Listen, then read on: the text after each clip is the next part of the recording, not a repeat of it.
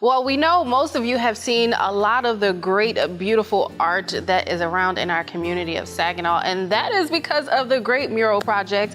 And joining me now is Jamie and Cassie. Hi. Hey, Hi. Thanks for having us. Yes, thank you so much for being here. I'm just so excited to talk to you guys because I feel like in this community, this is the most I've seen, murals anywhere, across the country, places I've been, and it's just amazing to see it. So how does it feel for you all to kind of like put this together? That's amazing that you say that, because when we first started back in 2018, I guess 2017 kind of, we noticed that there were a lot of murals, but there was a lot of space for more murals. And so that was one thing that we thought, Jamie and I can write grants and kind of do some organizing and try to tap into our artist community here and really spread the love around the whole city. And it's really making a difference, and it just makes my heart so happy to see all the other organizations too that have participated in creating more art in the community. And I know each individual mural has its own story, but just having a collection of murals in our community, what story do you think that's telling overall? I think that they each have a common thread of unity, that we need to know our neighbors and care about our neighbors.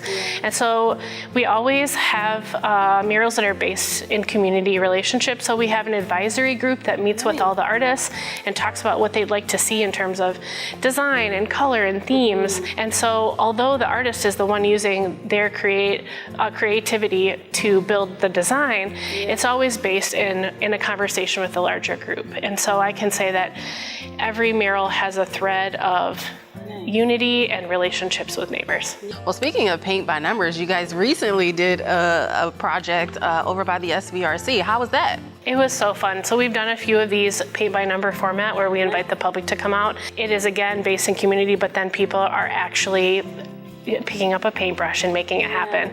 And also we've just really learned that there's something meditative and creative about painting that as we get older, we do less and less, and that people have really enjoyed just making their mark. We hope that when they come back, they'll feel like that is theirs, right? They are taking additional ownership over these places that we drive by all the time and don't think much about, right? But every place can be a special place. Well, ladies, what other projects you have coming up, and what are your future goals for the project? We are still aiming to raise some more money this year, and we're hoping to do a few more utility boxes. If you can believe it, we're almost nearing the end of the available utility boxes.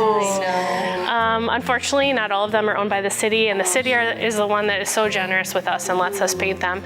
So we're hoping to do a few more this year, and we're writing grants to be able to make that happen. There's also an opportunity for folks to be able to adopt to sponsor a utility box and to pay for one. That allows us to pay an artist fairly and to buy our supplies locally at Northeastern Paint, which has been a great partner to us. Awesome. Well, for those that are interested in helping you guys out, whether it's donating or helping to paint around the community, tell them how they can find that info. You can go online to greatmuralproject.com, or you can follow us on Facebook, because we're regularly posting any opportunity for artists or volunteers. Thank you, ladies. Thank you so much for having us. Yes.